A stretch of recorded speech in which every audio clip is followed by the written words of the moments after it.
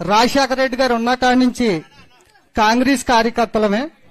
కాంగ్రెస్ జెండా మోసి రాజశేఖర రెడ్డి గారు వెనకాల సైనికుల్లాగా తిరిగిన వాళ్ళం మేము. రాజశేఖర రెడ్డి గారు చనిపోయిన తర్వాత మీ కుటుంబానికి జరిగిన అన్యాయం కోసం మీ వెనకాల ఆ జెండా ఒగ్గేసి మీరు నమ్మిన సిద్ధాంతానికే వైఎస్ఆర్ జెండా, ఇక్కడ ఉన్న కాంగ్రెస్ కుటుంబం అంతా వైఎస్ఆర్ జెండా భుజాన్ని వేసుకొని మీ పాదయాత్ర చేసినప్పుడు మీ వెనకాల జెండా పట్టుకొని తిరిగాం. తర్వాత జగన్మోహన్ రెడ్డి గారు పాదయాత్ర చేసినప్పుడు ఆయన వెనకాల జెండా పెట్టి తిరిగాం. మీరు ఏం చెబితే అది వైఎస్ఆర్ కుటుంబం కోసం మా ప్రాణాలు అర్పించడానికైనా మీ వెనకాల తిరిగాం. తిరిగిన దానికి మీరు 2000 మీరు పాదయాత్ర చేసేటప్పుడు అన్నగారు జైల్లో ఉన్నప్పుడు కాంగ్రెస్ పార్టీ ఏం చేసిందో మీరు చెప్పుకొచ్చారు.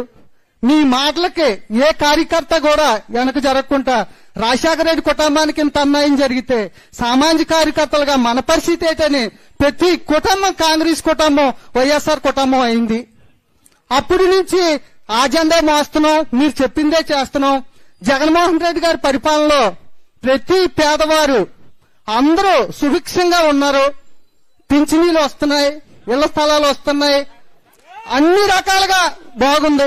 ఈ రోజు మళ్ళీ మీరు కాంగ్రెస్ పార్టీలో రాజశేఖర రెడ్డి గారి పేరు ఛార్జ్షీట్ లో చేర్చారని చూడండి. వద్దొద్దు, మైక్ ఆపొద్దండి, మాట్లాడినివ్వండి. మాట్లాడు, నీకు సమాధానం చెప్తాను. రాజశేఖర రెడ్డి గారి పేరు ఛార్జ్షీట్ లో చేర్చారని బాధపడ్డ ప్రతి కార్యకర్త, రాజశేఖర రెడ్డికి విజయుడిగా ఉన్న ప్రతి కార్యకర్త మీ కుటుంబం వెనకాలే తిరిగారు.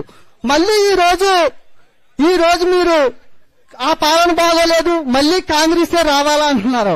దానికి మీ సొల్యూషన్ చెప్తే అందరూ ఆలకిస్తారని కోరుతున్నాను. వెరీ గుడ్, చాలా బాగా మాట్లాడావమ్మా, వెరీ గుడ్.